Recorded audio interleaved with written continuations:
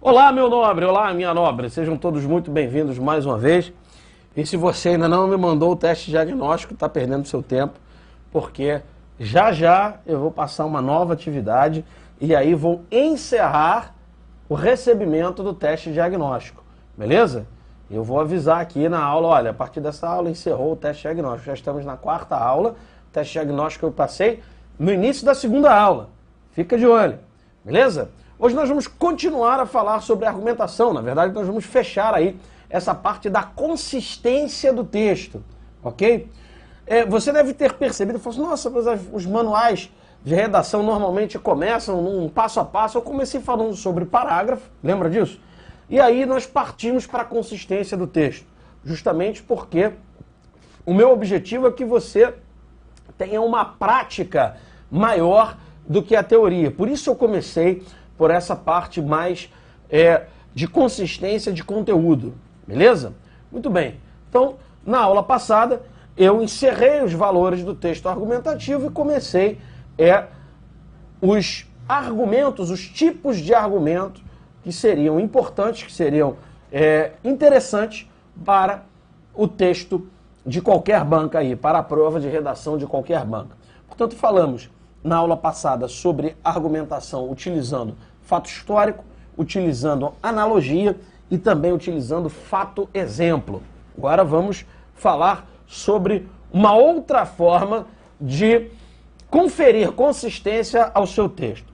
Outra forma é essa que você está vendo aí na sua tela, o argumento por retórica. Isto é, quando eu faço uma pergunta que a intenção é claramente chamar a atenção do corretor para um determinado aspecto do tema que vai ser abordado ao longo do parágrafo.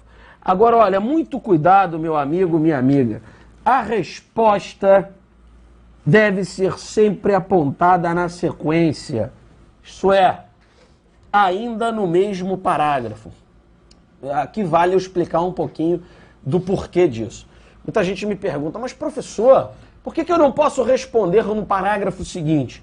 A minha resposta é, porque normalmente você não tem tempo, olha aqui as aspas, para isso.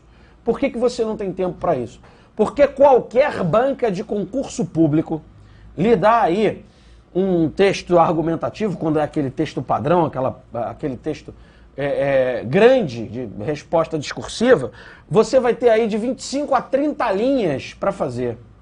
Ora, com 30 linhas, se você constrói uma pergunta num parágrafo e o responde no outro parágrafo, você já usou 2 parágrafos para um argumento apenas. E todo texto argumentativo, ele deverá necessariamente ter o argumento principal, que está na tese, a gente vai falar sobre isso, os argumentos de apoio, que são aquilo que eu chamei de ideias-força lá em aulas passadas, e uma conclusão. Então, assim, eu acho perigoso você tentar colocar a pergunta num parágrafo e responder no outro, ok? Minha orientação é que você sempre tente responder no mesmo parágrafo, ok? Beleza? Volte aí à tela. Então, essa estratégia, ela é bastante apreciada, porque você, candidato, vai demonstrar que o foco do corretor vai ser direcionado para aquela pergunta que você está produzindo. Beleza? Olha aí o exemplo, vamos ver. Aqui a pergunta logo no início do parágrafo. Veja, ó, por que muita gente odeia os Estados Unidos? Perceba aqui, ó, que existe um mito, tá? De que pergunta de retórica é aquela pergunta que não precisa de resposta. Essa é a definição do preguiçoso, tá? Não é que a pergunta de retórica não precise de resposta. É que a pergunta de retórica, normalmente, ela aponta para uma reflexividade. Isto é, cada sujeito que ouvir a pergunta vai responder do seu jeito. Os articulistas, os palestrantes, os oradores, eles se utilizam de perguntas de retórica a fim de direcionar o pensamento dos seus ouvintes. Beleza? Então veja, ele faz a pergunta, ele dá aquele tempinho para a pergunta, né, assentar na cabeça da galera, e aí ele joga aquilo que ele considera uma resposta factível, uma resposta possível para aquela pergunta. É o que você vai ver aí a partir de agora no texto. Veja que o articulista, ele vai produzir uma resposta que poderia não ser a sua. Quando você pensa assim, por que muita gente não gosta dos Estados Unidos? Várias respostas poderiam vir à sua cabeça, inclusive a que nega essa intencionalidade discursiva do cara que fez a pergunta. Você pode gostar dos Estados Unidos. Como assim muita gente não gosta? Eu gosto, eu conheço gente que gosta. E por aí vai.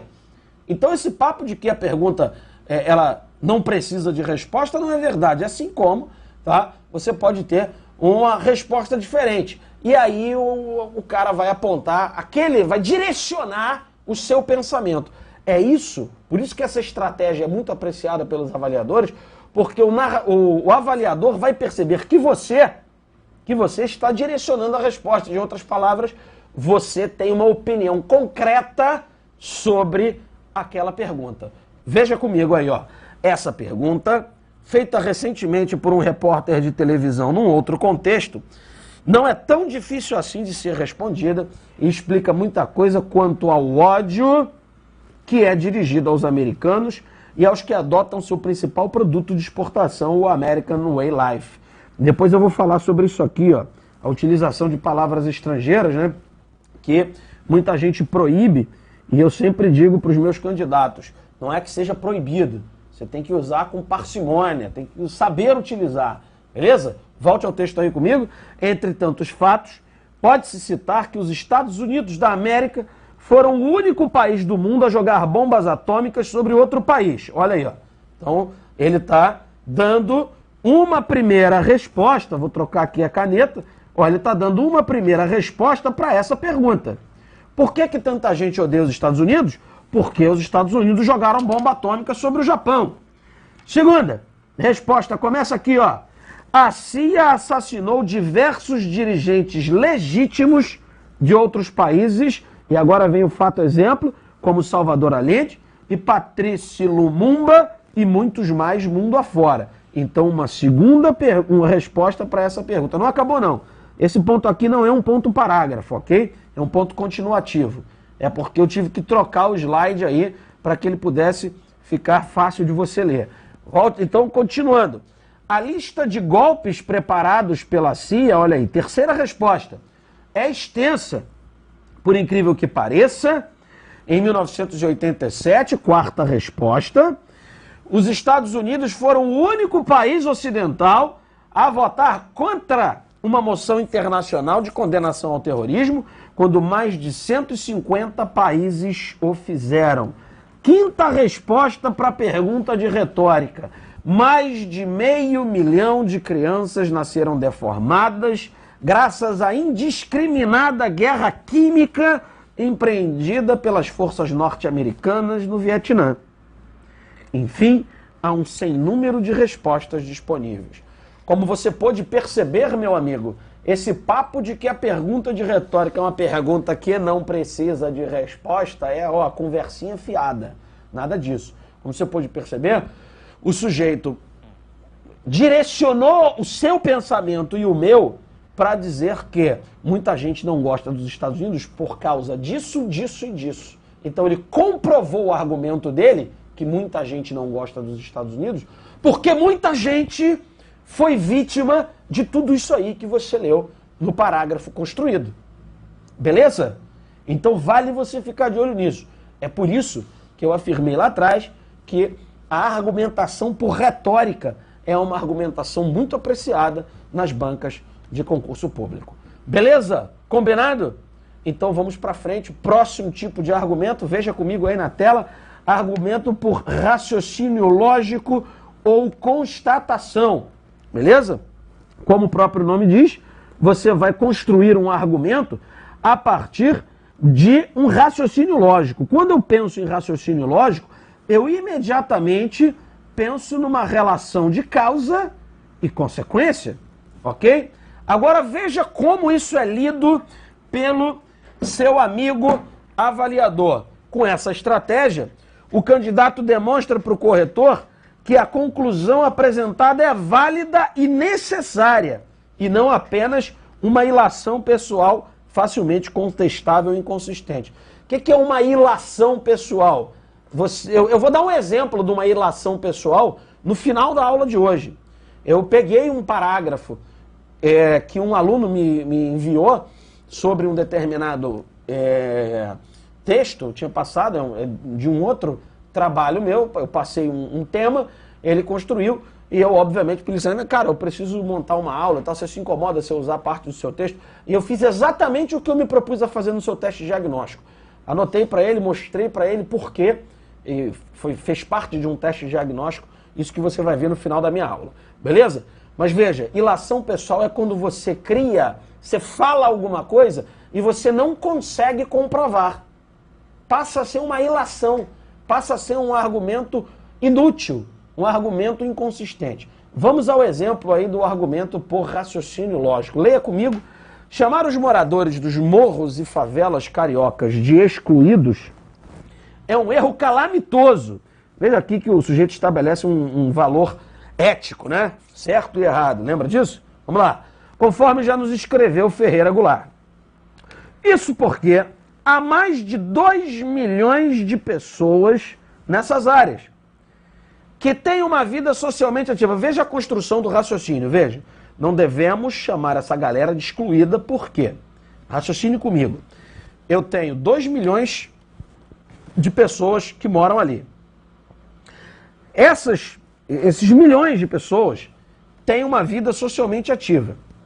Agora eu vou comprovar que elas têm uma vida socialmente ativa. Por quê? Porque elas trabalham.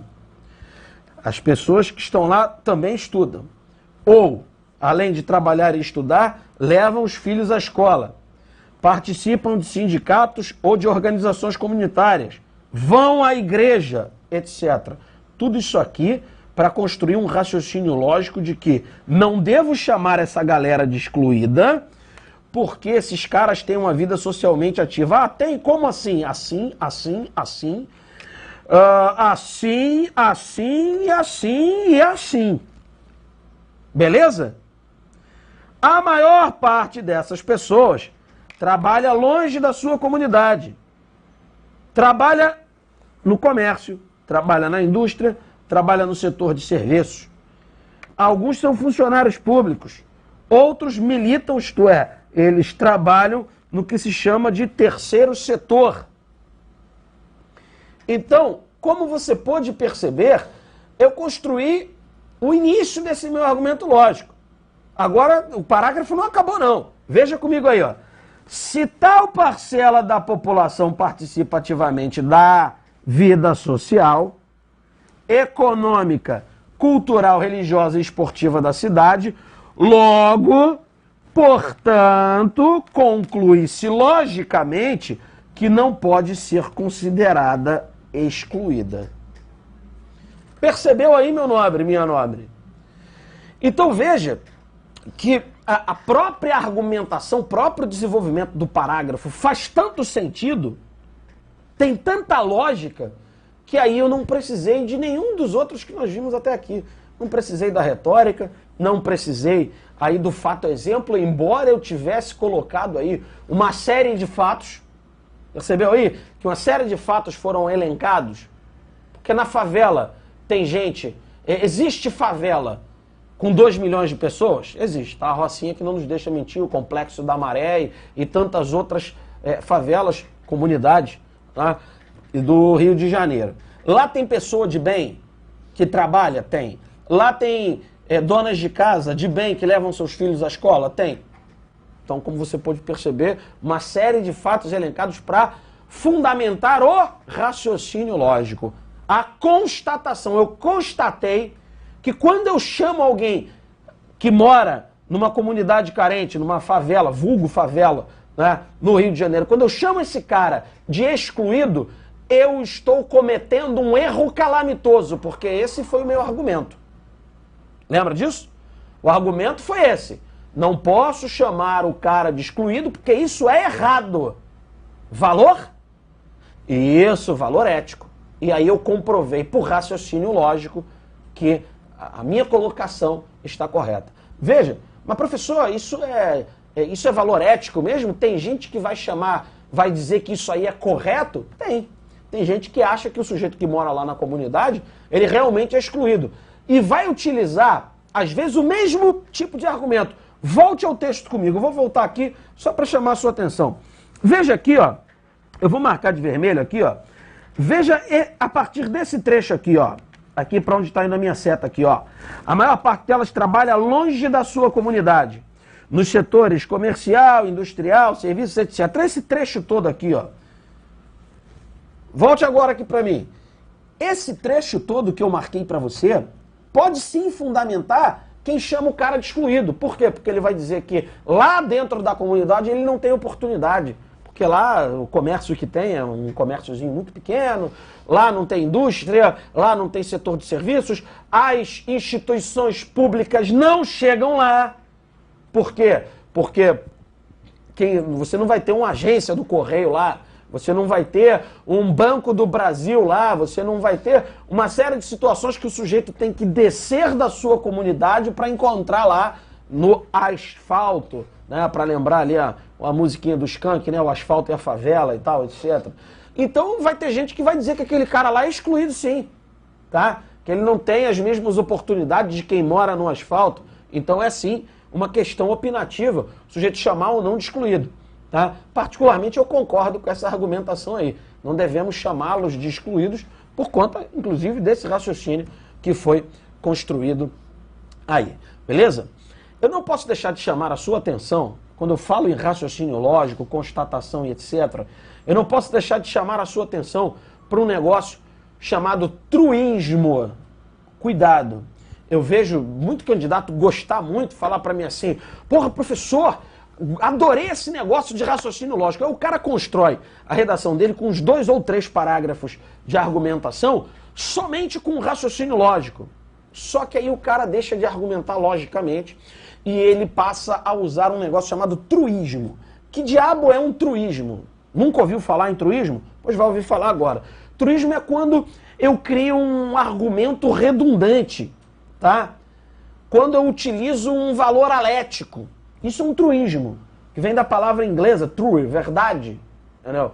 Então, como aquilo ali é uma verdade irrefutável, ela não serve para argumento. Veja aí o meu exemplo, tá? Então, eu estou colocando aí que você não deve confundir raciocínio lógico com truísmo, porque o truísmo, ele é uma verdade tida como irrefutável. Então, pertence ao valor alético.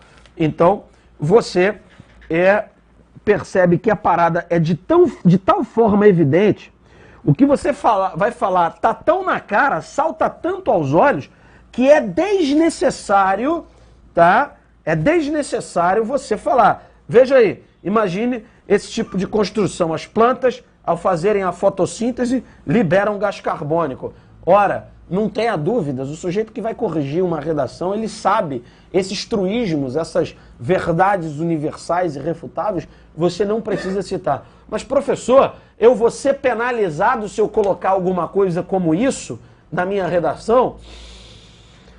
A minha pergunta a minha resposta para você não sei se você será penalizado. Pode ser que o avaliador não necessariamente lhe penalize, tire pontos da sua prova por isso.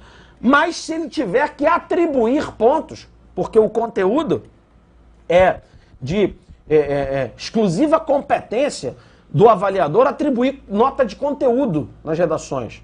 O cara vai ter lá, todas as bancas das quais eu participei, por exemplo, elas me davam uma tabela de correção.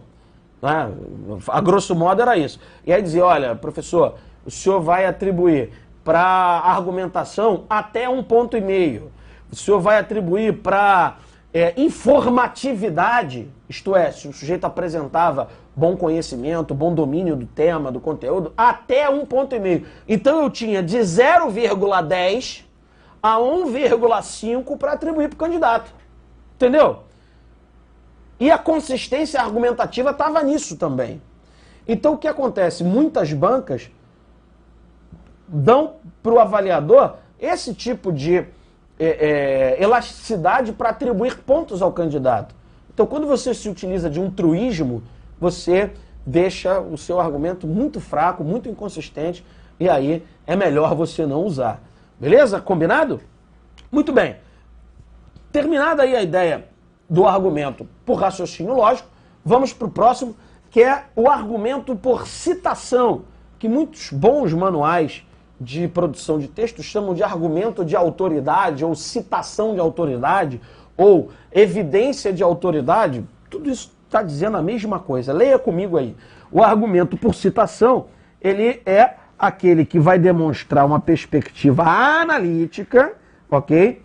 E o senhor candidato, que eu chamo aqui de articulista, ele vai se utilizar de um testemunho de autoridade para fundamentar o seu argumento. Olha isso aqui que eu vou marcar para você agora. Uma pessoa que seja reconhecida e consagrada pela sociedade como tendo um notório saber. Agora olha para mim aqui, antes de eu terminar de ler. Meu parceiro, minha parceira, não pode citar a sua avó na parada. Entendeu? Não pode citar, a não ser, é claro, que se sua avó for uma cientista famosa, ou se você for neto do Oswaldo Cruz, ou bisneto, ou coisa parecida, aí beleza, tudo bem. Mas olha, tem gente, eu vejo tentar citar como argumento de autoridade, o professor da faculdade. O cara estudou na universidade particular lá da esquina da casa dele, com todo respeito, as universidades particulares, tá? E aí o cara vai citar o professor da faculdade dele. E esse cara, ele é muito pouco conhecido ou nada conhecido nos meios acadêmicos, ok? Então veja, cuidado ao citar argumento de autoridade. Quando você for citar um argumento de autoridade, tem que ser uma pessoa realmente que tenha um reconhecimento público. Vai citar um cientista, vai citar lá um dos caras que foram laureados com o prêmio Nobel da Paz, tá? Cita lá da paz, ou de matemática, ou de física, ou de química, enfim, é que eu falei cientista com o prêmio Nobel da Paz, né? Enfim, perdoe aí o ato falho.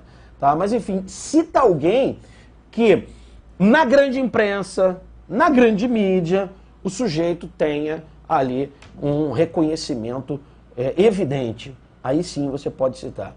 Você vai citar alguma coisa relativa à justiça, como às vezes alguns tópicos de questão discursiva para tribunais, como eu já trabalhei, já corrigi provas de tribunais em que a questão discursiva ou a redação tem muito a ver com a situação da justiça, ou com a situação dos juízes, ou com a situação... recentemente teve um concurso para o Tribunal Regional do Trabalho.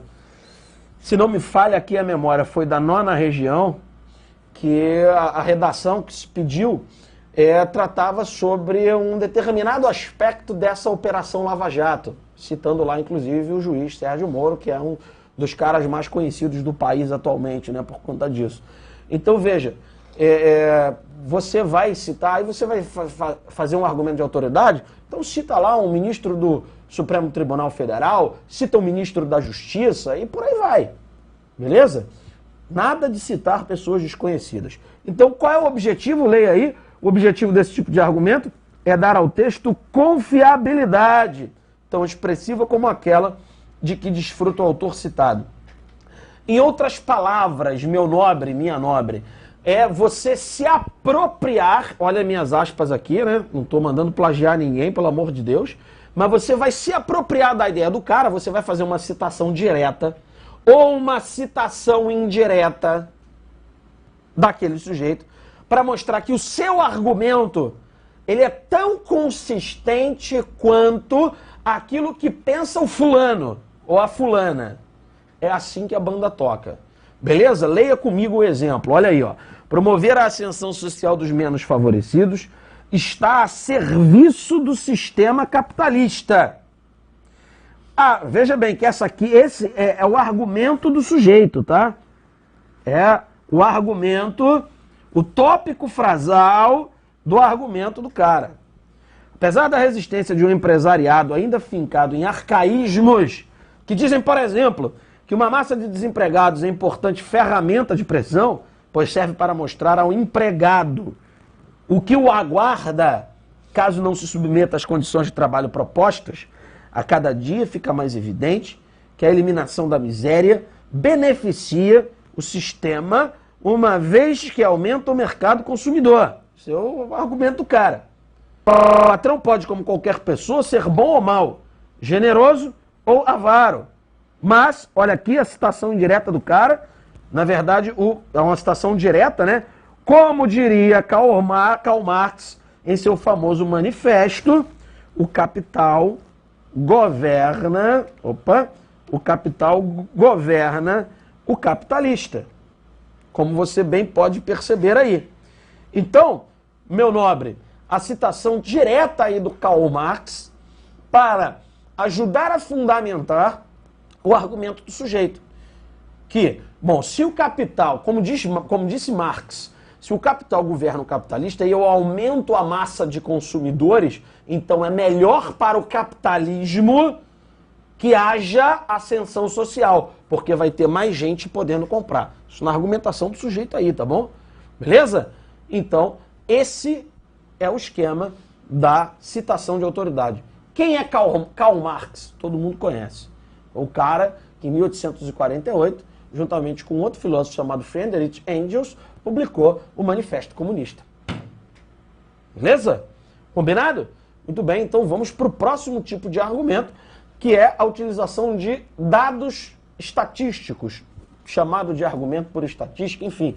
Ele tem vários nomes aí nos diversos bons manuais de redação que existem aí no mercado. Beleza? Eu chamo de argumento por dados estatísticos. Antes de eu ler a definição que eu construí aí para você, devo chamar a sua atenção para o seguinte: cuidado com a colocação de estatísticas. Tem gente que adora botar a culpa no IBGE. O sujeito vai falar de mobilidade social, IBGE. O sujeito vai falar de aumento de mortes vítimas de complicações do tabagismo, bota o IBGE.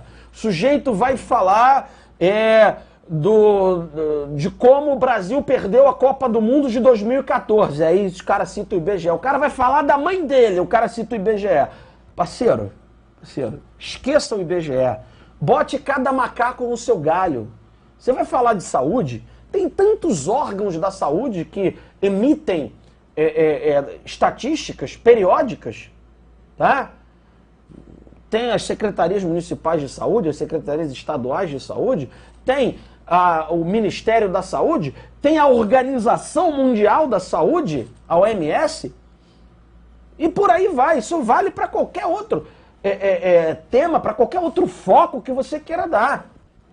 Ok? Então, bote cada macaco do seu galho, não saia atribuindo. Outra coisa que sempre me perguntam: professor, posso mentir na redação?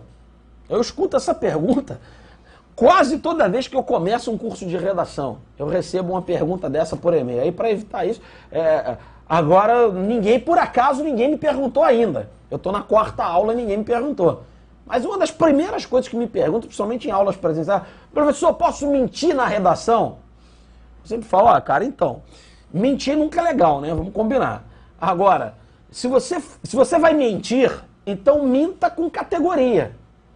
O problema é que quando o sujeito vai mentir, ele normalmente faz bobagem.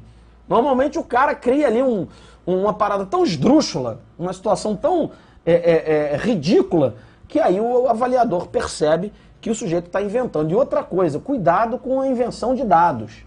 Tem gente que inventa uns dados absurdos. Tá? Outro dia desse, me colocaram numa redação para citar os males dos regimes ditatoriais, que Hitler foi responsável pela morte de 22 milhões de judeus. Então, assim, cuidado com isso, porque aí você vai cair num negócio chamado incoerência externa. Isto é, você chama para ajudar o seu texto um dado falacioso ou falso, como é esse caso que eu acabei de citar para você. Então, muito cuidado com esse tipo de situação. Mas vamos lá para os dados estatísticos, que é muito bom você citar dados estatísticos na sua redação. Vamos lá. Olha aí, é o campeão de preferência dos corretores das bancas. Eu já começo assim. Por quê? Porque demonstra que o cara tem um conhecimento razoável do mundo, boa cultura geral. E olha aqui, ó, prática de leitura está em dia. Por favor, não deixe de ler. Olha para mim aqui, meu camarada, minha camarada. Você vai fazer concurso público, tem redação? Ah, não tem, mas tem interpretação de texto? Tem, meu parceiro, minha parceira. Leia pelo menos uma vez ou duas por semana. Pelo menos. Um bom jornal, uma boa revista, umas 2 vezes por semana. Eu citei aqui o Le Monde Diplomatique Brasil. Mas você pode pegar aí os concursos públicos, você vai ver a colocação de textos do Correio Brasiliense, você vai ver textos do Zero Hora, textos da revista Carta Capital, texto da revista Veja, texto da revista Época e tantos outros veículos de comunicação de massa aí do nosso país. Beleza? Combinado? Volte aí ao texto comigo. Então veja aí, ó, o que eu falo para você? Você só conseguirá estabelecer um argumento bom e consistente por estatística se você tiver um conhecimento mínimo de atualidade. Veja o exemplo comigo. A mídia tem uma forma perversa de apresentar um modelo feminino de beleza, o tópico frasal do cara aqui. Estou chamando a sua atenção para isso, para que você perceba a forma correta de se construir argumento. Isso se evidencia quando se verifica que no imaginário das adolescentes o padrão socialmente aceitável de aparência é o da magreza excessiva. Em recente pesquisa, dados da ONU apontam que entre 40% e 60% das alunas de ensino médio da Austrália fazem algum tipo de dieta para perder peso, mesmo aquelas que se encontram dentro do IMC, que é o Índice de Massa Corporal, né? Correto, apontado pela OMS. Não acabou, não. É ponto continuativo também, tá, meu amigo? O mesmo estudo mostrou que 55% das meninas que cursam o ensino médio nos Estados Unidos, que já foi para o outro lado do mundo, declararam que estavam em dieta para perder peso e tinham um verdadeiro pavor de engordar. Agora, a conclusão do parágrafo, o resultado desse estereótipo imposto pela mídia é a quantidade de jovens e adolescentes em tratamento por conta de doenças de distúrbios alimentares. Então, como você pode perceber, o sujeito se utilizou de dados estatísticos para poder apresentar consistência do seu argumento. Beleza? Combinado? Como eu disse, é o campeão de preferência, tá? Por isso que é tão importante você procurar ter muito conhecimento de atualidades, muito conhecimento dos órgãos que normalmente são citados nesses textos, ONU, OMS, OMC, Fundação Getúlio Vargas, o próprio IBGE, os índices de reajustes de tudo do governo, os órgãos que publicam estatísticas sobre os mais diversos temas. Toda vez que você lê um texto desse, você dá uma marcadinha. Apareceu um dado estatístico, coloca lá. O tal do jornal Le Monde que eu citei para você, ele normalmente traz uns 2 ou 3 artigos que apresentam infográficos. Isto é, ele apresenta uma prova daquilo que ele argumentou a partir de uma estatística publicada em gráfico.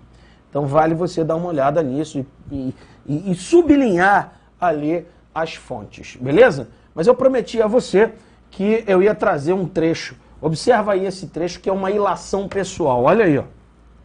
Os grandes centros urbanos cobram um preço alto da saúde de seus cidadãos.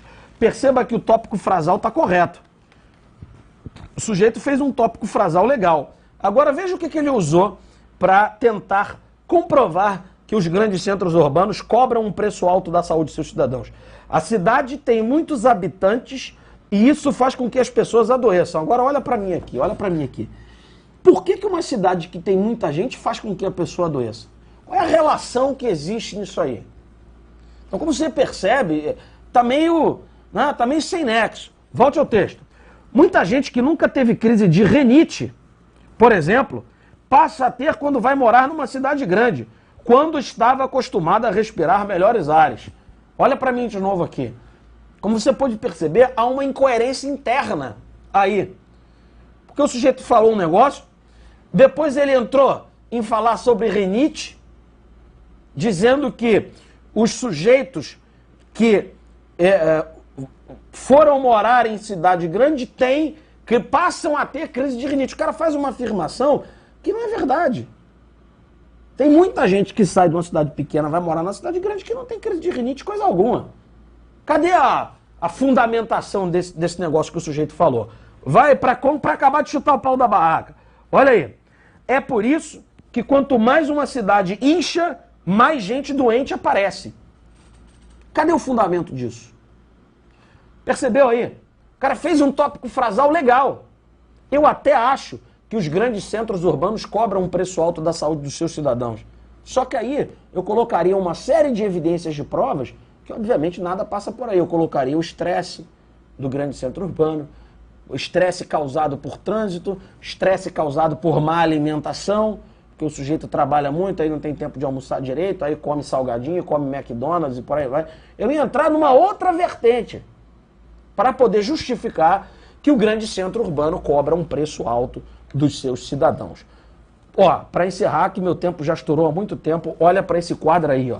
E eu vou terminar a minha aula com você olhando para esse quadro. Revisando. Texto argumentativo deve ser sólido e válido. Os valores atribuídos ao argumento podem ser de cunho ético, pragmático, estético e hedonístico. Só vai usar o valor alético, que trata de verdade e falsidade, se você tiver certeza que ele é cabível. E lembre-se, o argumento somente será consistente se contiver evidências, conforme nós falamos no finalzinho da aula passada e durante toda a aula de hoje. Combinado, meu nobre e minha nobre? Então, vou avisar de pronto. Vou aguardar até o início da minha próxima aula o envio do seu teste de diagnóstico. Grande abraço, eu espero você na próxima aula.